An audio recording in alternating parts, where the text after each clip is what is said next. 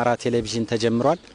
በዛሬው የካዕባው አንደበት ፕሮግራማችን የ76 ዓመት የእድሜ ባለጠጋ የሆኑትን አቶ ታደሰ መንግስቱን እንግዳ አድርገናል። ከእርሳቸውም በተጨማሪ በባህር ዳር ዩኒቨርሲቲ የኢትዮጵያ ቋንቋዎችና ስነ ጽሁፍ አማርኛ ትምህርት ክፍል ተማሪዎች እንግዶቻችን ናቸው። ፕሮግራማችንን በመከታተል አብራችሁን ሁኑ። አመሰግናለሁ እንግዳዬ ጥሪያችንን አክብረው እዚህ ባህር ዳር ዩኒቨርሲቲ የጥበብ ህንጻ ድረስ ስለመጡልን በተመልካቾቻችን ስም እያመሰገንኩኝ የት እንደተወለዱ ያስተዋውቁ ራስዎን። የተወለድኩት በደብረ ማርቆስ አውራጃ በስናን ወረዳ ነው እና እድሜን በተመለከተ ሁለት መረጃዎች ነው ያሉኝ። እንደምታውቁት በአገራችን ልደት አይመዘገብም እስካሁን ድረስ በእያንዳንዱ ቤተሰብ ያለው ሰው ልደቱ መዝገቡ አላዝም እና እኔም እንደዚህ አይነት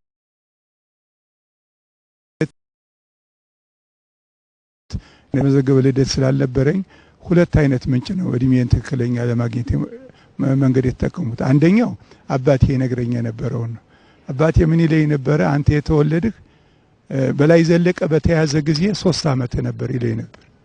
በላይ ዘለቀን ታውቁት እንደሆነ ታውቁት እንደሆነ ታላቁ እና 3 ዓመት ማለት በላይ ዘለቀ በ1935 ዓመተ ምህረት ነው የተያዘ። ስለዚህ 3 ዓመት ከሆነ 3 ዓመት ስቀንስ በ1932 ዓመተ ምህረት ተወልጃለሁ የሚለውን ትንሽ ፍንጭ ከአባቴ ያገኘው። እናቴ ደግሞ አንተን ለመውለድ አንሰላላ የሚባል ሀገር ሄጄ ነበር። አንሰላላ ማለት ከርባብ ጫፍ ወደ አማኑኤል የሆነ አንድ ሀገር ነው እና ባሻገር ካንሰላላ ደብረ ቀለሞ የሚባል ደብር አለ እና እዚህ ደብረ ቀለሞ የዛለት አካው የሚባል ባር የሚከበርበት ነበር። ስለዚህ ቀኑ አካው የሚውል ሁሉ ጊዜ የደብረ ቀለሞ ጥር 29 ቀን ነው። ስለዚህ በዚህ ዕለት እኔ መታየጅ አንተን የተገላገልኩበት ቀን ነው እና ወደ ቄሶች ወደ ቅዳሴ በሚገቡበት ሰዓት ትለኛለች። ምን ማለት ነው? በግምት 9 ሰዓት መሰለኝ እና በዚያን ጊዜ አንተ ተወለድ። ግን ቀኑ ሙሉ ተኩስ ስንሰማ ደብረ ቀለሞ አለ። በኋላ መጨረሻ ወደ ማታ ምንድነው ተኩሱ የተካሄደው ብዬ ሰው ስንጠይቅ ወርቅነህ ጀንበሬ የሚባል አርበኛ ነበር እና የወርቅነህ ጀንበሬ ያካሁን አመት በዓል ጥር 29 ለማክበር ሲመጣ ባንዶች ሰምተው ኖሮ አካባቢ የነበሩ ባንዶች ሰምተው ኖሮ እሱን ከበው ያዙት የዚያ ዕለት እና ይዘው ለጣሊያን ያስረከቡት። ጣሊያን መጀመሪያ አስመራ ወሰደው እንደሰማሁት። ከዚያ ተመልሶ ጎንደር ላይ ተሰቀለ የሚል ሰምቻለሁ መንገሻ ጀንበሬ። ስለዚህ ይሄ ሰውዬ ጥር 29 ቀን መሆኑን ከአመት ባሉ አውቃለሁ። መቼ ነው የተያዘና ለጣሊያን የተሰጠ የሚለውን ሳፈላልግ 1932 ዓመተ ምህረት ነው። ስለዚህ እኔ አሁን እንግዲህ እነን ሳሰላው 75 ዓመት የጥር 29 ቀን አልፎ አሁን 76ኛ ነው ያሱ ማለት ነው። የተወለድኩት አቶ ሙልጌታ ትርፌ የሚባል አንድ ታዋቂ ሰው ነበር። ባህር የቀን መቁጠሪያ አለው። በዚያ ውስጥ መቼ ቀን የቀን መቁጠሪያ አለው። በዚያ ውስጥ መቼ ቀን ተወለድ ጥር 29 ቀን 1930 ምን ቀን ነበር የሚለውን ሳሰላ ሮብ ነበር እና እኔ የተወለድኩት ሮብ ነው። እናቴ ይሄን ቀን መቼ ነው ስትለኝ ሮብ ነው እኮ የተወለድኩት ብላት አይ ትለኛለች። ምን ነው እላታለሁ። እንዲሁ ማክሰኞ ወይ ሐሙስ በወልድ ነው ትለኝ ነበር። ለምንድን ነው ስላት ምስጢሩን አትነግረኝም ነበር እና ከአካባቢው የሰማሁት ሰኞ፣ ሮብ፣ አርብ ጎደሎ ቀኖች ይባላሉ እኔ ባደኩበት አካባቢ። ማክሰኞ፣ ሐሙስ፣ እሁድና ቅዳሜ ሙሉ ቀኖች ይባላሉ እና አንዳንድ ጊዜ በኑሬ ጠመም ሲለኝ እንዴ ሮብ ተወልጄ ይሆን እላለሁ። እንደዚህ ሆንኩ እላለሁ እና በእንዲህ አይነት ሁኔታ ነው የተወለድኩት። ዛሬ 76ኛ ዓመቴን ያሱ ሰው ነኝ። በልጅነቱ ወላጆቹን ያው በምን ስራ አገልግለዋል? እድሜ 3 እና 4 5 ዓመት አካባቢ እስከ 6 አካባቢ ስደርስ በጎችን መጠበቅ ጀምሬ ነበር። ከዚያ ከብቶችን እጠብቃለሁ በተራ ከገበሬው ልጅ ጋር እየገባው እና ከብት በመጠበቅ እስከ 15 ዘመናዊ ትምህርት ቤት የገባው በ15 ዓመቴ ነው። እስከዚያ ድረስ ገብስ አጭድ ነበር። የምናበቅለው ገብስ ነው። ድንች እንደዚሁ የቆፈርን ከመሬት እናወጣ ነበር እና አለባበሳችን እንደደገኛ መጠን እኔም የገበሬ ልጅ እንደመሆኔ መጠን ደበሎ ነው ለብሴ ነበር እና እርግጥ ልጆቼ ጋራ ስናወራ እኔ እኮ ደበሎ ለብሼ ነው ያደኩ ስላቸው እነሱ የሚታያቸው ይሄ አሁን ገበያ የሚሄደው በግ ታርዶ እርጥቡ እየመሰላቸው ነው እና የለም እኔ እኮ ደበሎ ሌላ ነው ላቸው። ደበሎ ማለት ምን ማለት ነው? ደበሎ ማለት ከበቆዳ የሚሰራ ካባ የመሰለ ነገር ነው እና 3 ደረጃዎች አሉት። መጀመሪያ ቃባ ይባላል። ምን ለብሰው እኔ 3 እና 4 አመት በነበርኩበት በዚህ ቃባ ነበር ምለብስ። ቃባ ማለት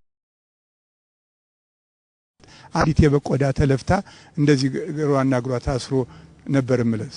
ሁለተኛ ደረጃ 2 እና 3 የበቆዳዎች አንድ ላይ ተሰፍተው ለብስ ነበር እና ይሄን የምናደርገው ምንድነው አካባቢው ስናን እንደምታውቁት ከጮቄ ተራራ ይጠጋ ስለሆነ ቀዝቃዛ ነው እና እኔ ይሄን እየለበሱ ነው ያደኩ እስከ 8ኛ እስከ 15 አመት ድረስ ትምህርት እስከገባ ድረስ ደበሎ ለብሼ ነው ያደኩ እና ደበሎው ከበቆዳ ነው። እርግጥ ያን ጊዜ የበቆዳ 50 ሳንቲም ነበር የሚሸጥ ወይም 1 ሺሊንግ በአካባቢው አጠራር እና ርካሽም ስለነበር። አሁን ግን እኔ ባደኩበት ሀገር ደበሎ አይለበስም።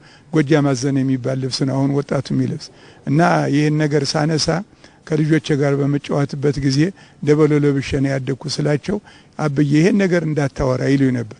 ምክንያቱም እነሱ ደበሎ የበቆዳ መሆንና ደበሎ የሚታዛቸው የሚያስታውሱት ዛሬ በጋርደን ወደ ገበያ የምንወስደውን እርጥቡን ቆዳ እየመሰላቸው ነው። ይህ አይደለም እላቸዋለሁ እና ስለዚህ ሸሚዝ የሚባል ነገር ሱሪ የሚባል ነገር እስከ 15 አመት ድረስ በሰውነቴ ገብቶ ያውቁ ነበር ደበሎ ነው እና ምን ለብሰው ጠመም አድርገን መግፊያ በራፉን ወደ ትክሻችን አድርገን ይሄ ግራና ቀኝ ጀርባችንና ፊታችን በደበሎ ይሸፈናልና የበቆዳ የተለፋ የበቆዳ ማለት ነው። አሰፋፉ ልክ ካባ ዛሬ መንክሶች የሚለብሱት አይነት ካባ አሰፋፍ ነው። ክብ ነው የሚሰፋ እና ይሄ ነበርና ስለዚህ እስከ 15 አመት ትምህርት እስከገባ ድረስ መደበኛ ልብስ ይሄ ነበረ። እንዲያውም ከዚያም በኋላ ትምህርት ከገባ በኋላ በሌሊት ልብስነት ተጠቀም የነበረ ይሄን ደበሎው ነው የነበረ። እስከ 15 አመት የቆዩት በእናንተ አካባቢ በወቅቱ ትምህርት ስላልነበረ ነው? እርግጥ በእኔ በተወለድኩበት የቄስ ትምህርት የሚባል ፊደል ምን ቆጥርበት ነበር። እዚያ ቆጥር ያለው ግን እኔ እስከዛ አመት ድረስ የቆየሁ ሳልማር ዘመናዊ ትምህርት ደብረ ማርቆስ ብቻ ነበር በአካባቢያችን የነበረ። ስለዚህ ደብረ ማርቆስ ወስዶ የሚያስተምረኝ ሰው ስላልነበር ቆየ። ኋላ ግን በ47 አካባቢ የእናቴ አባት የሆኑት ሰው ደብረ ማርቆስ ፍርድ ቤት ተቀጥረው ስለመጡ ልጅ ላኪው የኔ ልጅቻቸው ላኪው ብለው ደብረ ማርቆስ በ47 ዓመተ ምህረት እንደጋባና ዘመናዊ ትምህርት ጀምር ይወር ባያቴ ምክንያት ነው። አለዛ ግን እንደ ሌሎች ጓደኞቼ እንደ ዘመዶቼ ሁሉ እስካሁን ድረስ ገበሬ ሆኜ ቆይ ነበር የሚል አመለካከት ነው ያለኝ። ምክንያቱም ደብረ ማርቆስ ሄዶ ለመማር የቤት ክራይ የሚከፍል ሰው፣ ስንቅ የሚቋጥር ሰው፣ ደብተር እርሳስ የሚገዛ ሰው ያስፈልጋል። እርግጥ በወቅቱ እርሳስና ደብተር ስክሪፕቶ የሚባል አልነበረም። ምንድነው ፋውንቴን ፔን ይባል ነበር። እሱን የሚሰጠን መንግስት ነበር እና እየታሰበ አጼ ኃይለ ሥላሴ ጊዜ ነው የተማርኩኔ እና ሁለመናው 2 የስራ ልብሶችን በአመት ይሰጡን ነበር። ነጭ አቡጀዴ ናቸው ይሰጡን ነበረ። ደብተርና እርሳስ ይሄ መጻፊያው ተሟልቶ በየወሩ በየሁለቱ እንዳለቀ ይሰጠን ነበር። ስለዚህ የደሃ ልጅ ሊችለው የማይችለውን ሁኔታ የወቅቱ የትምህርት ስርዓት እርዳታ ስለሚያደርግለት በመንግስት እርዳታ ነው ትምህርት ቤቱ። አያት የረዱኝ ነገር ምንድነው ማደሪያና ምግብና ምሳያንና ራቴንና መኝታን የረዱ እንጂ በትምህርት ጉዳይ ከመንግስት በስተቀር የረዳኝ ሰው የለም። ከቤተሰቦችም አንድ ነገር አላገኘሁም በዚህ ዙሪያ። የአንደኛ ደረጃ ትምህርት ምን ይመስል ነበረ? እንግዲህ አንደኛ ፊደል ቆጥር ያለው በ47 ዓመተ ምህረት ነው የገባው አንደኛ ክፍል። በ47 አንደኛን ሁለተኛን ጨረስኩ። በ48 3ና 4ን ጨረስኩ። በ49ኛ 6ኛ ክፍል አልገባው እና ከእድሜም ብስለት ደሞም በሌላ ምክንያት ይሁን 8ኛ ክፍል የጨረስኩ በ4 ዓመት አካባቢ ነው እና እድሜ እንደ መግፋቱ መጠን ትምህርቱን ተሎ ማቀራጠፍ ችዬ ጠንካራ ተማሪ ሆኜ ነው የተማርኩ አንደኛ ደረጃ እና 8ኛ ክፍል ድረስ የጨረሱ ደብረ ማርቆስ ንጉሥ ተክለ ሃይማኖት ትምህርት ቤት ነው። 9ኛ ክፍል ደብረ ማርቆስ ጨረሱ። ከዚያ በኋላ 9ኛ ክፍል እንደጨረሱ ሐረር መምህራን ማሰልጠኛ ተመደቡ። ምንድን ነበር የሚደረገው? የሐረር መምህራን ማሰልጠኛ ከእያንዳንዱ በዚያን ጊዜ ወቅት ጠቅላይ ግዛት በወቅቱ አጠራር ካሉት ሁለተኛ ደረጃ ትምህርት ቤቶች ተማሪዎችን በደረጃቸው ከፍተኛ ውጤት ያገኙትን እየመለመለ ለ4 ዓመት ትምህርት ሐረር መምህራን ማሰልጠኛ እንሄድ ነበር እና እኔም ከዚህ ከደብረ ማርቆስ 4-5 ሆነን ተመልብለን ሐረር መምህራን ማሰልጠኛ ባዳሪነት ሄጄ 12ኛ ጨረስኩ። ሀረር መምህራን ማሰልጠኛ ትምህርት ቤት ገብቼ ነው። ከ9ኛ ክፍል በኋላ 10ኛን 11ኛን ሀረር መምህራን ማሰልጠኛ ተቋም ገብተው ሲማሩ በዛ ማሰልጠኛ ተቋም በወቅቱ ከተለያዩ የሀገሪቱ ክፍሎች የሚመጡ ልክ እንደርሶ ተማሪዎች ናቸው ሊማሩ የሚማሩትና ከነዛ ተማሪዎች ጋር የነበራችሁ አንድነት፣ ህብረት፣ ፍቅር፣ መተሳሰብ ምን ይመስል ነበር? በጣም ይደንቅ ነው። እዛ የነበረው ፍቅር እንደው እስከዛሬ ድረስ አሁን ውጭ ሀገር ይሄዱም አሉ እዚህ አብረን የተማር እንደዛ አይነት ጓደኛና እንደዚህ አይነት የፍቅር ሰው አግኝቼ አላውቅም። በ4 አመት 3 አመት ሙሉ ባዳሪ ትምህርት ቤት የምንማር የነበረው ከኤርትራም የመጡ ነበሩ፣ ከትግራይ ያን ጊዜ አጠራሩ በጠቅላይ ግዛት ነበረ፣ ከሲዳሞ ከወለጋ ይሁሉ ይመጣል እና መጨረሻ ላይ እንደውም ዘፈን ሲነሳ ባህላዊ ዘፈን ሲነሳ ሁሉ ሰው የሁሉም ባህል ይዘፍነው ነበር። ከመቀራረባችን የተነሳ ትግርኛ ዘፈን ሲነሳ ሁሉ ተማሪ ሁሉ ትግርኛ ይዘፍን ነበር። እንዲያውም ቋንቋ መማር እንችል ነበር። አሁን እኔ የትግርኛ ቋንቋ ሲነገርና የኦሮምኛ ብዙ ሰማለሁ። ለምንድነው? አብረን ከኖርናቸው ጋር ካለ ግንኙነት ነው። አብዛኞቹ ደግሞ የኔ ጓደኞች የኤርትራ ልጆች ነበሩ እና በርካቶች ናቸው። የተወሰኑት ሞተዋል፣ አንዳንዶች ወደ ሀገራቸው ሄደዋል። ግን ብዙዎች መጥቀስ ይቻላል። ከፍተኛ ቅርበት ስለነበረኝ በዚህ ምክንያት ቋንቋውን የመስማት እድል አጋጥሞኝ ነበርና ህብረታችን ከአንድ ቤተሰብ ከአንድ አካባቢ እንደመጣን ነበር ምን መስል 1955 በኋላ 12ኛ ክፍል እንዳጠናቀቃችሁ እናንተ ተመረቃችሁ። ስትመረቁ ወደየት ነው የተሰጣችሁ የምስክር ወረቀት? ምን አይነት የምስክር ወረቀት ነው? ለስንተኛ ክፍል መምህርነት እንድትበቁ ሆናችሁ ነው ከሀረር መምህራን ማሰልጠኛ ተቋም የወጣችሁት? እሺ እንግዲህ የሚሰጠን የትምህርት የምስክር ወረቀት በማንኛውም ኢትዮጵያ ጠቅላይ ግዛት ውስጥ ከ1 እስከ 6 ባሉት ትምህርት ቤቶች ማንኛውንም ትምህርት ያስተምራል የሚል የምስክር ወረቀት ነው የተሰጠን እና በጣ ነበር መደለደል እና እኔ ተደልዬ በጣ የደረሰኝ ወለጋ ነው። ግንቢ ተመድቤ 2 አመት ሰርቻለሁ እና ማንኛውንም ትምህርት እናስተምር ነበር። ሳይንሱን፣ አማርኛውን፣ እንግሊዘኛውን፣ ታሪኩን፣ ጂኦግራፊን ሁሉ እናስተምራለን። ስንሰለጥን በእንዲህ አይነት እንዲያውም ይደንቃችሁ የሀረር መምህራን ማሰልጠኛ በሆም ኢኮኖሚክስም ከፍተኛ የሆነ ትምህርት ይሰጥ ነበርና አብዩ ህብረተሰብ ያበረከቱት በሙያው ያበረከቱት አስተዋጽኦ ዛሬም ድረስ የሚነሳ ነገር ይኖራል። የኖርሁበት ግንቢ በቃ ልክ እንደተወለድሁበት አካባቢ የሚናፍቀኝ ነው። ደግሞ ከወለጋ ህዝብ አንድ የተማርኩት ነገር አለ። የመምህራን ፍቅር ሙያውን ያስወደደኝ የግንቢ አውራጃ ገበሬ ነው። ከፍተኛ የሆነ ከበሬታ ይሰጣሉ። ከበቅሎ ሲሄዱ ቆሮዎች በዚያ ሲወርዱ ተማሪዎች ሲከተሉን ሲያወርደው አሻማ ብለው ጨብጠውን ነው የሚወዱ። ሰርግ ሲሆን ዝክርት ሲሆን መጀመሪያ አስተማሪ ሳይጠራ ሌላ ሰው አይጠራም ነበር። ስለዚህ ህዝቡ የሚሰጠው ለመምህር የሚሰጠው ከበሬታ ሙያን እንደወድ አድርጎኝ የሚደንቃችሁ እስከዛሬ ድረስ ከማስተማር ውጭ ሌላ ቦታም ብጋበዝም እስከዛሬ ከማስተማርና ከትምህርት ቤትና ከኮሌጅ ውጭ የሰራሁበት ህይወት የለኝም እስከዛሬ ድረስ። ሙያን አስወድደውኝ የቀሩ የግንቢ አውራጃ ገበሬዎች ናቸው። ለኔ ሙያ የነበራቸው ሀገር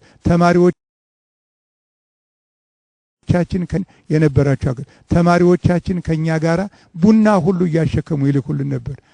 ድሆች እና ገንዘብ አነስተኛ እንደሆነ ስለሚያውቁ ከተማ ይሄዱና ለጎፍታ ገሌ ለማስተር ገሌ ይህን ያህል ቢራ ተከፍሏል ተብለው ለቡና የተከፍለው መልእክት በሄዳችሁ 10 ቢራ ተከፍሎላችኋል እዚህ ቦታ ጠጡ። ምክንያቱም ቢራ የመግዛት አቅም አልነበረንም። ጠጅ ነበር የምንቀምስ። ጠጅ በአንድ ብር 8 ይሸጣል እና እሱን እየጠጣን ነበር ምንሆን እና እንዲህ ያለ ሙያውን የሚያስወድድ ህብረተሰብ ጋር ነው ወለጋ ይኖር እና አሁን ይናፍቀኛል። ግንቢ ምን እንደሚመስል ዛሬ ከመጣ ብዙ አመት ነው። ምን እንደሚመስል ይናፍቀኛል። ሄጄ ባየው እወዳለሁ እና ሙያን ያስወደደኝ መጀመሪያ ስራ የጀመርኩበት ግንቢና የግንቢ አውራጃ ገበሬዎች ናቸው ያስወደዱ። ከዛ በኋላስ 2 አመት ግንቢ ከቆየ በኋላ እንግዲህ እስኪ እንደሞ እናትና አባቴ እዚህ ደብረ ማርቆስ አካባቢ ስናን ስለሆኑ ለነሱ ቀረብ ልበል ብዬ 1 አመት ተዛውሬ በጎጃም ተዛውሬ መጥቼ የጁቤ ባሶ ሊበን የሚባል ወረዳ ውስጥ ከደብረ ማርቆስ ወደ 20 ኪሎ ሜትር ራቅ የሚል ነው። እዚያ ደግሞ 1 አመት በ1958 አመት የጁቤ 1 አመት ሰራው። ከዚያ በ59 ዩኒቨርሲቲ ገባው። የዩኒቨርሲቲ መግቢያ በዚያን ጊዜ የነበረው ምንድነው 12ኛ መልቀቂያ ፈተና በፈተን ግዴታ አልነበረም። እኛ መምህራን በክረምት በሚሰጥ ፕሮግራም ጥሩ ውጤት ካመጣን ቀጥታ ዩኒቨርሲቲ እንገባለን የሚል የትምህርት ሚኒስቴር እቅድ ስለነበረ በዚያ ምክንያት በ1959 ዓመተ ምህረት ዩኒቨርሲቲ ገባ። የዩኒቨርሲቲ ቆይታው ምን ይመስል ነበረ? እንግዲህ የዩኒቨርሲቲ ቆይታ እኛ በነበርንበት ጊዜ ከፍተኛ ችግር የነበረበት ጊዜ ነው። ከፍተኛ እንግዲህ እንዳጋጣሚ ሆኖ ትምህርት ቤት ሁሉ ጊዜ ከፖለቲካ ነፃ ሊሆን አልቻለም። ይሄ ነው የሚያሳዝነኝ። በራሱ የሚሄድ ተቋም አይደለም። ሁሉ ጊዜ የፖለቲካ እና ከፍተኛ የሆነ የተማሪ እንቅስቃሴ የሚታይበት ከፍተኛ የሆነ የፖለቲካ እንቅስቃሴ የሚታይበት ሆነና ብዙ ፈተና ነው ያሳለፍን።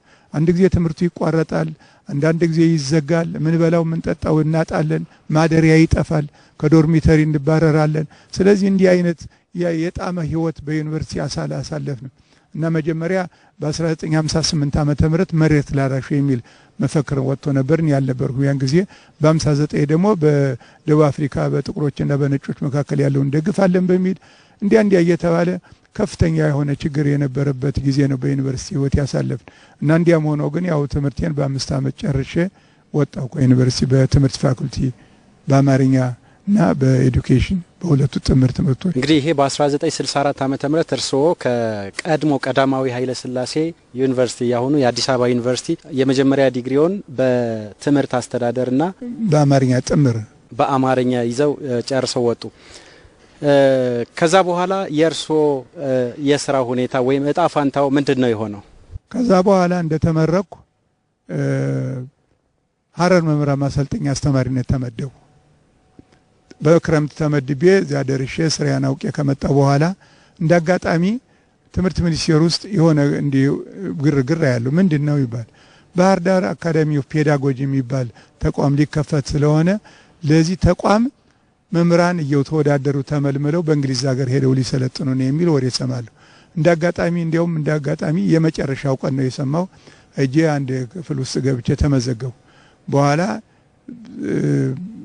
የተወሰነ ጊዜ ጠበቅና ወደ ነሐሴ አካባቢ 125 መምህራን ትምህርት ሚኒስቴር ትፈልጋላችሁ ለውድድር ተብለን ከተጠሩት ከ125ቱ አንድ ሆኜ ትምህርት ሚኒስቴር ሄድኩ። እዚያ ስብሰባ ተደረገ። ከ125 ውስጥ በሆነ መንገድ ውድድር ተደረገና 6 ሰዎች ተመረጡ። እኔ በአማርኛ ማስተማር ዘዴ በኩል ሌሎች በአስተዳደር በተለያዩ ሙያዎች 6 ሰዎች ተመረጥን በ64 ከዚያ ለእንግሊዝ ሀገር ለአንድ ዓመት የዲፕሎማ ትምህርት እንግሊዝ ሀገር ተምሬ እንድመጣ ሄድኩ። ወደ እንግሊዝ ሀገር በ64 አንድ ዓመት ቆየው። እዛ አንድ ዓመት ከቆየ በኋላ ነገር ያመጣዋልና አሜሪካ የወደፊት አፍሪካ መሪዎችን አሰለጥናለሁ፣ ፖለቲካቸውን ከኔ ጋር አስጠጋለሁ የሚል ዓላማ ነበረው እና በመጨረሻ ወደዚህ ወደ ሀገር ልመለስ በመዘጋጅበት ጊዜ ይሄ ውድድር ተከፈተ።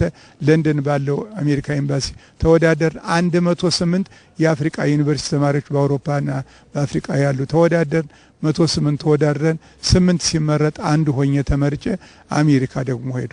አሜሪካን 56 ቀን ከላይ እስከታች አብዛኞችን ግዛቶች ጎብኝቼ በ64 መጨረሻ ነሐሴ አካባቢ ወደ ሀገሬ ተመልስ ወደ ሀገሬ እንግሊዝ ሀገር አንድ ዓመት ለትምህርት ሲቆዩና አሜሪካንም ሀገር የተለያዩ ግዛቶችን እንደዚሁም ደግሞ የተለያዩ ካምፓኒዎችን እየዞሩ ሲጎበኙ ምንድነው እዛ የጠቀመውት ጥቅም?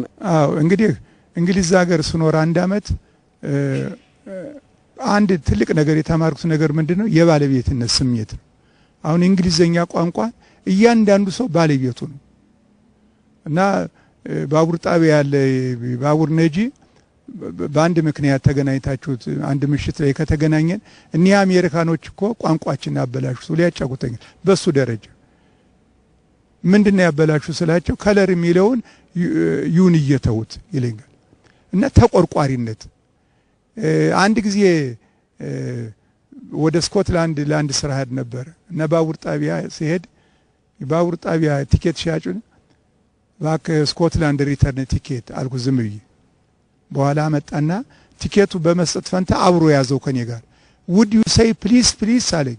እንግዲህ በእንግሊዝ ሀገር ፕሊስ ሳይባል የሚጠየቅ ነገር ይሄን ሁሉ የማስተማር ኃላፊነት የሚደንቃቸው በቲኬት ሻጩ እንኳን እና ይሄን ሳይ አንዳንድ ጊዜ ወደኛ ሀገር እመጣለሁ እዚህ ባህር ዳር እና ሲሄድ በከተማ አንዱን ጥሎ አንዱ ነው አንድ ቀን ጃምቦ ሃውስ የሚል አነበው ማን ነው ባለቤቱ እንዲህ አትበሉ የሚል ብዬ ራሴን አስበ እኔ ልበልስል ቢሰድበኝስ ምን አገባህ አንተ ቢለኝስ እና የባለቤትነት ስሜት አንድ የተዛባ ነገር ሲያይ ሁሉ ነገር የመቆርቆር ነገር ነው የተማርኩ እነሱ እና እናንተም አሁን ተማሪዎች ናችሁ ተቆርቋሪ ያገራችሁ በቋንቋችሁ ተቆርቋሪ በሙያችሁ ተቆርቋሪ ስተት አትል የኢትዮጵያ ባህል አይደለም አሁን ድሮ አንድ ሰው አቋርጦ መንገድ ሲሄድ ቆሞ ማሳለፍ ነበር አሁን ሽማግሌ መነኩሴም ቢሆን ሲሄድ በመንገድ ልጆች ቆመው የሚያሳልፉት የተወሰኑ ናቸው እንዲህ አይነት ባህላዊ መዛባት የቋንቋ መዛባት ስታው የባለቤት ስሜት እንዲኖራቸው የሚልን እና ትልቅ ነገር የተማርኩ እነዚህ ከውጭ ሀገር ሰዎች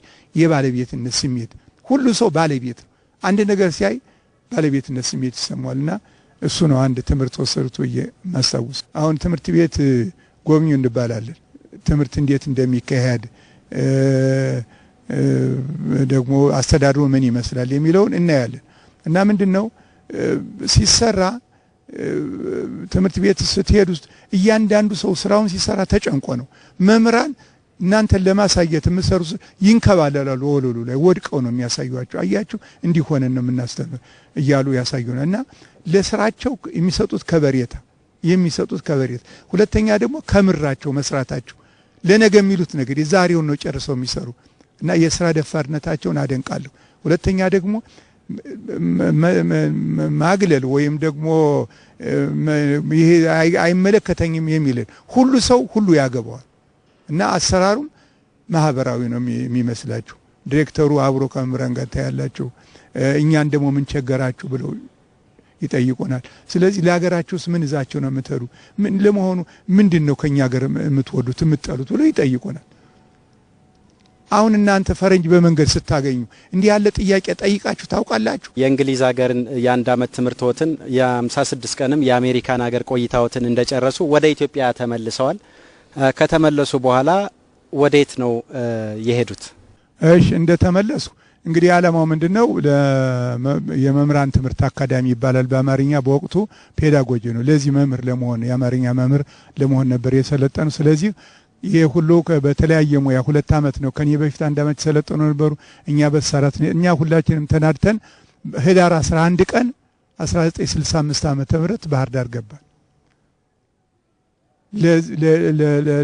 ለፔዳጎጂ መምህርነት ህዳር 11 ቀን 65 ዓመተ ምህረት እና ከተማውን ያረፍ ያን ጊዜ ከፍተኛ ሆቴል የሚባለው ያባረጋ ሆቴል ነው ሁላችንም 13 አበሾችና 15 ያህል ፈረንጆች አንድ ጊዜ ነው የመጣል ስለዚህ ሆቴል ያዝ ያ 65 ዓመተ ምህረት የመምህራን ትምህርት አካዳሚን ስርዓተ ትምህርት በማዘጋጀት አሳለፍ ነው 1 አመት ሙሉ የስርዓተ ትምህርት ዝግጅት ጊዜ ነበር እና ያን ጊዜ እናዘጋጅ የነበረ ስርዓተ ትምህርት ፖሊቴክኒክ ነው ምክንያቱም የፔዳ ህንጻ ገና በጅምር ላይ ነበር ስለዚህ ፖሊቴክኒክ ሁለተኛ ፎቅ ላይ የተወሰኑ ቢሮዎች ተሰጠን በጊዜያዊነት እዚያ እየተቀመጥ በሰዓት እያከበርን እየወጣን እየገባን ስርዓተ ትምህርቱን አዘጋጀን ብዙ መምህራን ማሰልጠኛዎችን ጎበኘን ስርዓተ ትምህርቱን የመምህራን ማሰልጠኛን ገመገም ስለዚህ ስርዓተ ትምህርቱን የአካዳሚ ኦፍ ፔዳጎጂ ወይም የመምህራን ትምህርት አካዳሚ በ1965 ዓመተ ምህረት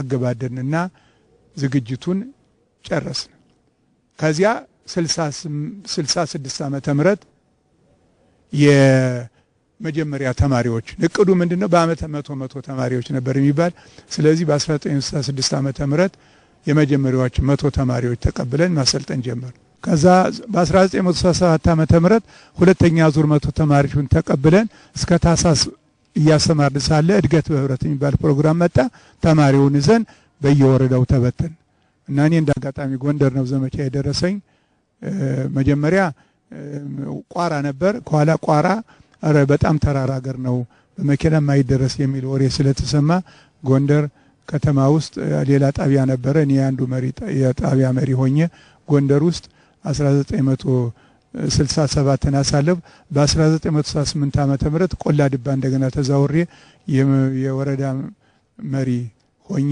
ቆላ ድባ እስከ 1968 መጨረሻ ድረስ በዘመቻ ላይ ነው የቆየው ከዚህ በኋላ ደግሞ እዚህ የጋበዝናቸው የባህር ዳር ዩኒቨርሲቲ የቋንቋዎችና ስነ ጽሁፍ አማርኛ ትምህርት ክፍል ተማሪዎች ለእንግዳችን ለአቶ ታደሰ ጥያቄ የሚጠይቁበት ሰዓት ነው የሚሆነው። ወደ እነሱ አልፋለሁ። አብራችሁን ሁኑ። አመሰግናለሁ። ተማሪ ሀብታሙ ባንታየው በባህር ዳር ዩኒቨርሲቲ የኢትዮጵያ ቋንቋዎችና ስነ ጽሁፍ አንደኛ ዓመት ተማሪ ነኝ። ለዛሬው እንቁ እንግዳችን ቅድሚያ ምስጋናውን በማቅረብ የዕለቱን ጥያቄ አንድ ብያለሁ። የኔ ጥያቄ ምንድነው?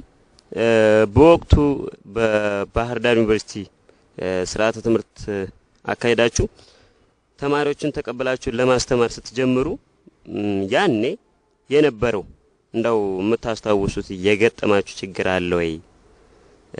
ያኔስ ችግሩ በምን አጋጣሚ እንዴት ሆናችሁ አለፋችሁት የሚል ነው። አመሰግናለሁ። እሺ፣ ምንድን ነበር ተማሪዎች ስንቀበል የነበረው ችግር? የመምህራን ትምህርት አካዳሚ ወይም ፔዳጎጂ የትምህርት ይዘቱ ለየት ያለ ነበር። ምንድነው?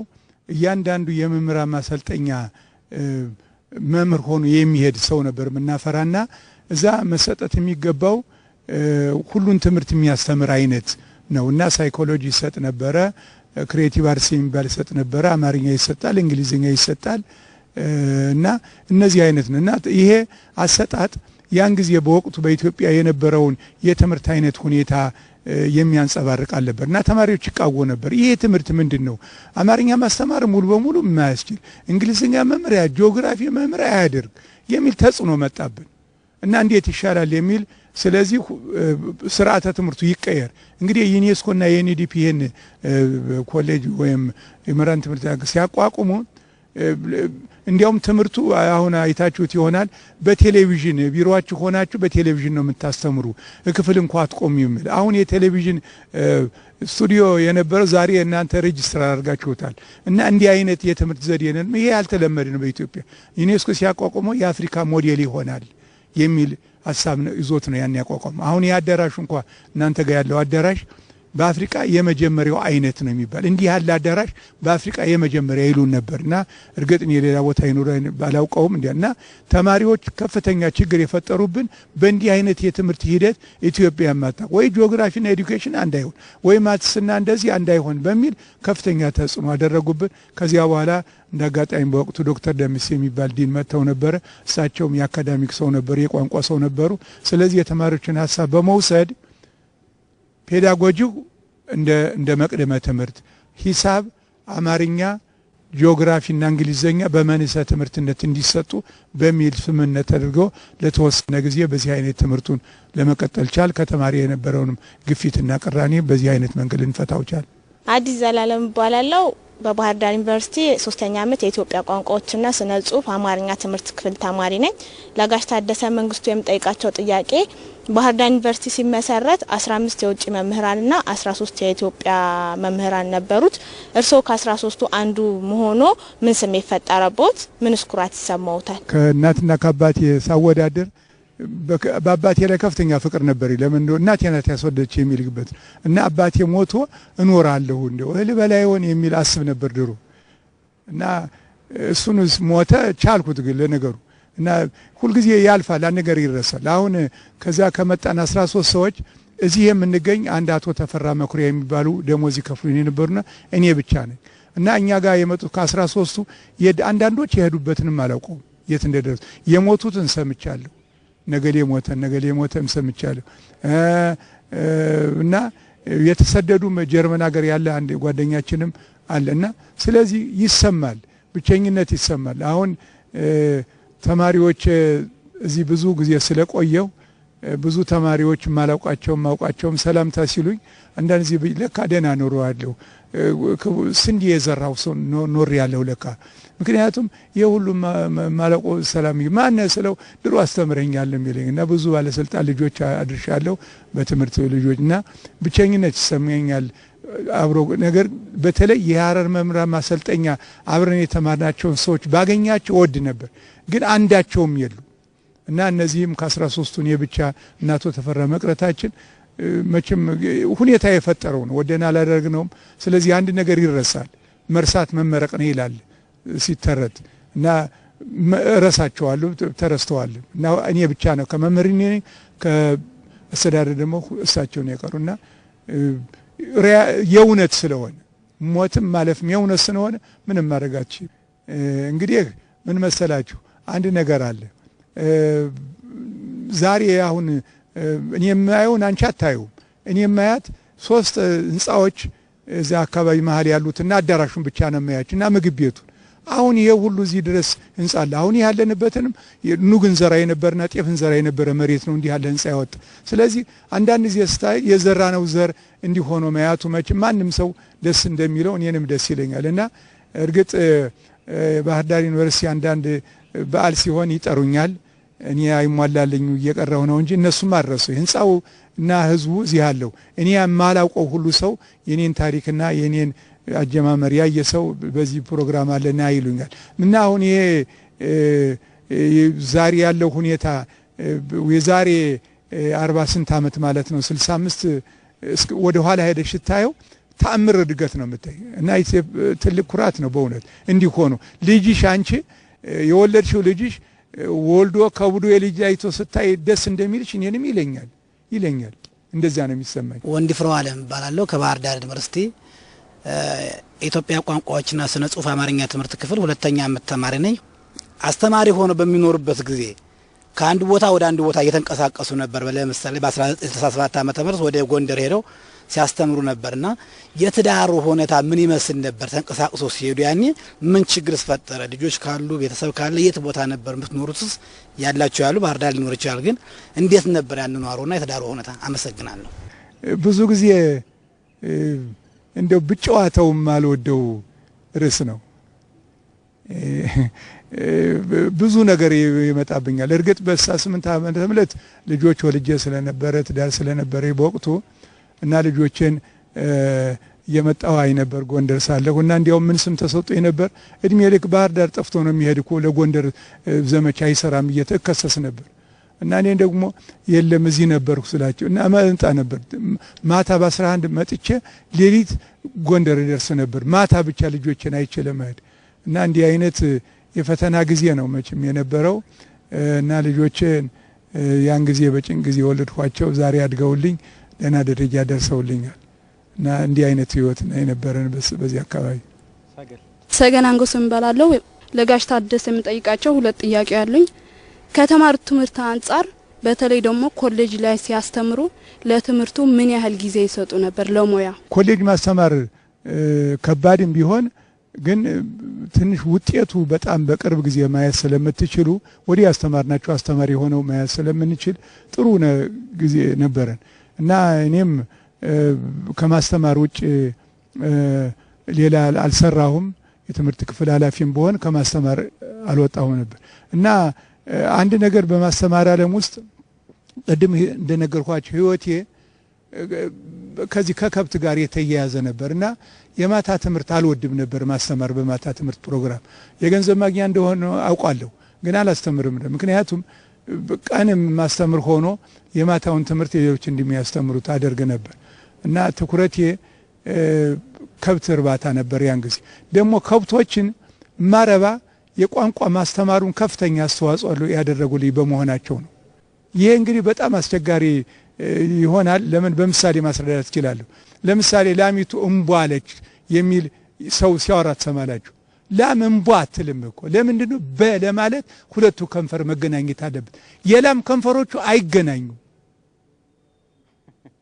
ስለዚህ ባትልም ላም ከላሞች ያገኙት ልምድ ነው ውሻው ይላል ውሻም ነበር ው ለማለት ከንፈር ክብ መሆን አለበት ውሻ ከንፈሩን ክብ ያደርገው ስለዚህ ውሻ ይላል እንጂ አይልም ስለዚህ እንዲያውም የማስተማር ሁኔታን ያበለጽጉልኝና ያሳምሩልኝ የነበሩ እነዚህን ማረባቸውና ማኖራቸው እንስሳት ነበሩ ስለዚህ በተለይ የቋንቋን ትምህርትና የቋንቋን ትምህርት ለማበልጸግ የእንስሳትን ባህሪ ጠንቆ ማወቅ ያስፈልጋል እና የኔ የተሳካለኝ መምህር ሆኜ ነበር የምንለው እንስሳቶችን በደንብ ተጠቀምባቸው ስለነበረ ነው ላሞች ትልቅ ምሳሌ ነበሩ እና እንዲህ አይነት እርዳታ የሚሰጡ እና ለዋዛም አይደለም እንዳጋጣሚ አይደለም ላሞች ለሙያም ስላገዙ ነው ከነሱ መለየት ያቀተኛ ነበር እና ከፍተኛ የቋንቋ ሰው ከሆናችሁ እናንተ የእንስሳትን ባህሪ የእንስሳትን የድምፅ አወጣጥ ማወቅ አለባችሁ።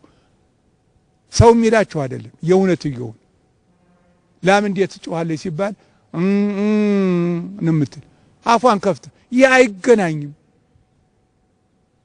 እና እናንተ ናው ቀደም ብዬ በጠይቃችሁ ላም እንዴት ነው የምትጮህላችሁ እንቧ ልትሉኝ ነበር ይሆናል እንዳትሉኝ። ዘመና ያየለ ባላለው የባህር ዳር ዩኒቨርሲቲ የ3ኛ ዓመት የኢትዮጵያ ቋንቋዎችና ስነ ጽሁፍ አማርኛ ትምህርት ክፍል ተማሪ ነኝ። ለጋሽ ታደሰ ማነሳናቸው ሁለት ጥያቄዎች አሉ። የመጀመሪያው የሚሆነው ቀድሞ እርሶ ስራ ሲጀምሩ የነበረው የመማር ማስተማር ሂደትና አሁን ላይ ያለው የመማር ማስተማር ስነ ዘዴ ምን ይመስላል፣ እንዴት ያነጻጽሩታል የሚለው ነው። ሁለተኛው ደግሞ ከራሴ መጨመረው ጥያቄ ምንድነው እርሶ ለበርካታ ጊዜያት በመምህርነት ሙያ ቆይተዋልና የመምህርነት ሙያ ይበልጥ እንዲወዱት ያደረገው የማህበረሰቡ ለእርሶ የሚሰጡት ትልቅ አስተዋጽኦ ያበረታቱት በተለያዩ አካባቢዎችም ሆነ ይሄዱ እንደሰሩና አጫውተውናልና ይህን በማስመልከት አሁን ላይ ያለው ደግሞ ለመምህርነት የሚሰጠው ግምት በጣም እየወረደ ነው የመጣውና ይሄ ከምን የመነጨ ይመስሉታል የሚለው ነው። አመሰግናለሁ። እኔ አስተማሪ በነበርኩበት ጊዜ አንደኛ ደረጃ መምህር ሆኛለሁ፣ የኮሌጅም ሆኛለሁ እና ሁሉ ጊዜ ተማሪዎች እናስተምርና የቤት ስራ ሰጠን እናርማለን። እንዲያውም የቤት ስራውን የምናርመው ቤታችን ነው እንጂ ክፍል አናርም ነበር። አሁን እኔ ልጆቼ ሲማሩ አይቻለሁ በኮሌጅም በዚያም እና ተማሪ ከመምህሩ ክፍል ውስጥ ከሚያገኘው ውጪ በሳምንት ስንት የቤት ስራ ተሰጥቶት ይታረምለታል? ስንት ጊዜ ነው በአንድ ትምህርት ፈተና የሚወስድ እና የሚታረምለት? የቤት ስራ ሲሰራሉ መምህሮች የተማሪን ደብተር ወይም ማስታወሻ ወስደው ክፍላቸው ቢሮአቸው ያርማሉ የሚለውን ስለው አንደኛ ከተማሪው ብዛት የሚሆን ወይም ከሙያው መቀነስ ሲሆን በጣም አስቸጋሪ ነው እና የተማሪ ክትትል በመምህር በኩል የሚደረገው በጣም አናሳ ነው። ሩቅ ነው፣ ተማሪውና መምህሩ ሩቅ ነው። ያችን ቾክ ዞ ይገባል መምህሩ የሚለውን ብሎ ከዚያ በኋላ ተማሪው በሚቀጥለው ፒሪየድ ይገናኛሉ እንጂ በቢሮ ተቀጥረው ይሄ ያልገባኝ ይሄ ገብቷል የሚለውን ሁለተኛ ደግሞ ስህተት ሰርቶ እንደሆን ያልገባውን ለማስረዳት እንዲህ አይነቱ ሁኔታ በጣም ዘውትሮ ይሰራል የሚል እምነት የለኝም። ለምን ከልጆች የማይሆን አሁን እኔ የሚማር ልጅ አለኝ፣ የተለያዩ ቦታ የሚማሩ ልጆች አሉ እና ደብተራቸው ነው ያለው እንዲያው ራይትና ኤክስ በአንድ ሴሚስተር የሌለበት ጊዜም አለ። ስለዚህ መምህሩ አንድም ጫና በዝቶበት ነው። የኛ ተማሪዎች ጊዜ ቁጥራቸው አነስ ያለ ነው። አሁን 300 200 ተማሪ ያስተምር ይሆናል። ይሄ ጫና ከሚከፈለው ገንዘብ ጋር ከባድ ስለሆነ የተማሪውና የመምህሩ ቅርበት አሁን በደብተር በኩል በማስተማር ጥራትን በተመለከተ በኩል የሚደረገው በጣም አናሳ ይመስለኛል። ሙያውን መውደድ በተመለከተ መቼም እንደየት አንዳንድ ጊዜ ዝንባሌ አለ። አንዳንድ ጊዜ መምህር የሚሆን በዝንባሌ ሳይሆን ሌላ ስራ ማጣትም የሚገባበት አለ። ስለዚህ እኔ ከመጀመሪያም ሰለጠነ ሰው አየሁ ስል መምህር ነበርማ ሌላ ሰው አልነበረ። የመንግስት ሰራተኞች በአጠቃላይ ከቤተ ክህነት የተመረቁ ቄሶች ነበሩ። ዘመናዊ ሰው ሳይኔ መምህር ነው ማየ ነበር ስጀምር። ስለዚህ ስሳል የኖርኩት ወየው አስተማሪ በሆንኩ ነው። ያችን የተሳለውን አግኝቼ አስተማሪ ሆኜ ነው እና የሚከበር ስራ ነው። ግን ይሄ የዓለም ችግርም ጭምር ነው። ምንድነው የሚባለው? መምህር ጥሩ የሆነ ስራ ነው። ግን ክፍያውንና ገቢውን በተመለከተ የመጨረሻ ደካማ ነው የሚላል። ይሄ በእኛ ሀገር ብቻ ሳይሆን በሌላም ያለ ነው። ግን ሰው ሙያን ይወዳል። አንዳንድ ሰው ቆዳ ፋቂ ሆኖ የሚወድ ሰው አለ የሚኖር። አንዳንዱ አስተማሪ ሆኖ የሚወዳል፣ አንዳንዱ ደግሞ ገበሬ ሆኖ የሚወዳል። እንደዚህ ስለዚህ ፍላጎት የየግል ነው። አሁን እናንተ ሁላችሁ አማርኛ አስተማሪ ላትሆኑ ትችላላችሁ ተመርቃችሁ አሁን ገብታችኋል ትማራላችሁ። ግን በምንም አይነት አማርኛ አስተማሪ ነው መሆን ይሄን ካጣው ቀመጣታለሁ እንጂ አልሰራም አትሉመችሁ። ስለዚህ አጋጣሚ ሁኔታ ነው እና የኔ አጋጣሚ ደሞና ፍቅሩንም የመሰረተልኝ እንዳሉ ያሳለፉት ህይወት፣ ሁለተኛ ደግሞ እኔ የነበርኩበትና ያሳለፉት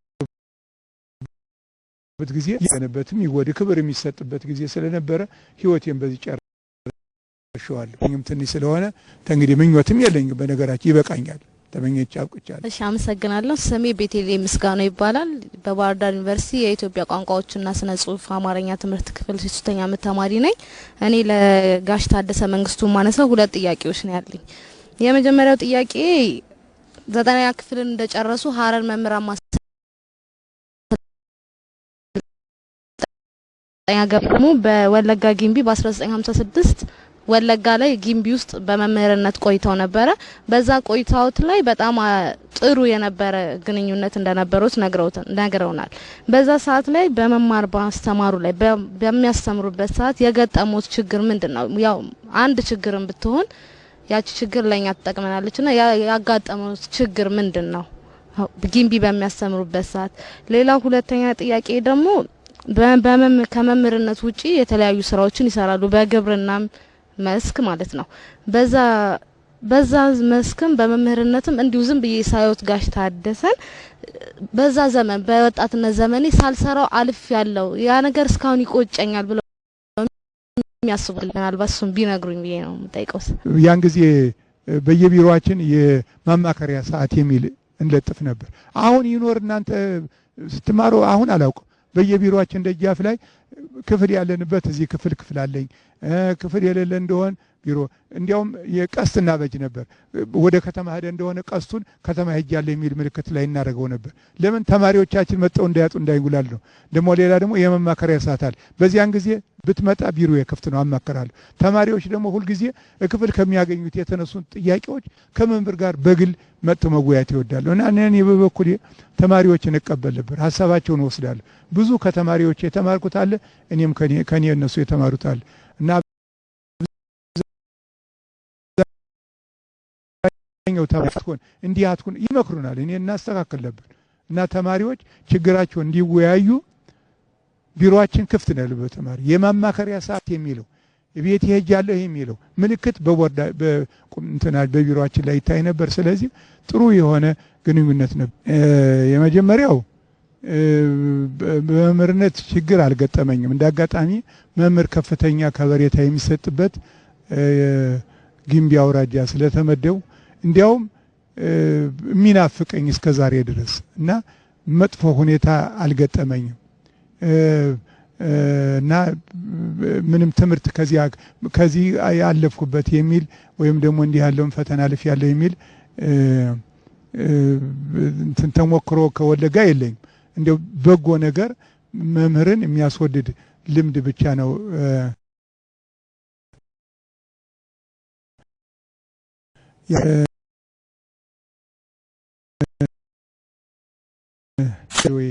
የሚለውን ነው።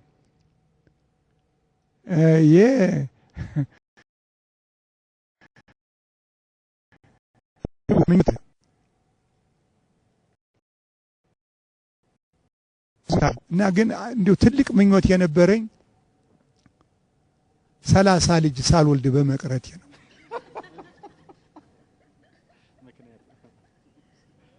ለምን እንደሆነ ልጅ ብዙ ወዳጅ ነኝ እና የልጅ ነገር የልጆችን ቁጥር አልነግራችሁም ዛሬ ያለኝን። ላሞችም ስንት ላማሉ ሲሉኝ አይ ብዙ ናቸው ነው እኔም ልጆች እኔ ባደኩበት ክልክል ነው እንዲህ አይነት አመላለስ እና 30 ነበር የተመኘው እና ይሄ ደግሞ ከአንድ ሚስት እንደማይገኝ ገምታለሁ።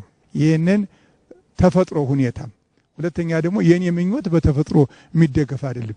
ከአንድ ሰውም አይቻልም። ሁለት ሶስት ደግሞ ማግባት ደግሞ ራሱን የቻለ ችግር ስላለው ምኞቴን ሳላገኝ ነው የቀረው። ግን ባለማግኘት ያልጸጸት ምኞቴ አጉል ነው የነበር። የማይሆን ነገር 30 ልጅ ከየት አምጥቼ ነው የማደርግ? ማን ወይ በፋብሪካ አላመርተው ከአንድ ሰው ደግሞ ይሄን ማግኘት አይቻልም። እና ስለዚህ ይሄን ዛሬም እመኘዋለሁ። እንዲሁ ብዙ ልጅ ያለው እመኛለሁ። ዛሬ ግን ያሉኝ ብዙ ስለሆነ ይበቁኛል።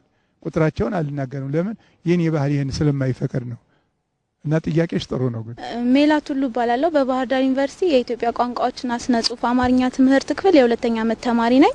እኔ መጠየቅ የምፈልገው ጥያቄ ምንድነው በህይወት ዘመኖት ሳያልፉ ተሰርቶ ማየት የሚፈልጉት ስራ ምንድነው? ምን ትመኛለህ ነው ባጭሩ።